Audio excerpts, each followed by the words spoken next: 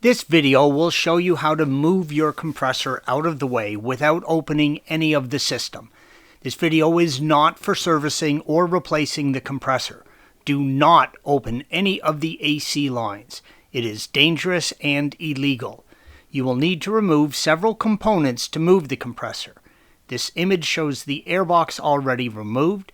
You will also need to remove the drive belt, red arrow, throttle body, blue arrow, and the resonance tube, green arrow. Please follow the link provided at the end of this video for additional assistance with all of those tasks. With all of those components removed, you need to remove the vent line next.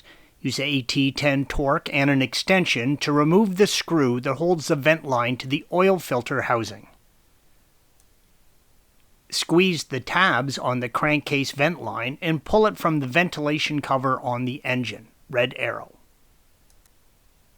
Pull the vent line out from the oil housing, red arrow, and remove the line from the clip on the top of the compressor and move the line aside. Check the line for cracks and replace as needed. Remove the wiring connection from the mount and separate the connection, blue arrow, and move the wiring harness completely out of the way. Use an E12 torque and remove the 3 screws holding the compressor to the engine, blue arrows. The rear screw is longer than the other 2. Keep that in mind when reinstalling. Remove the bracket from the top of the compressor.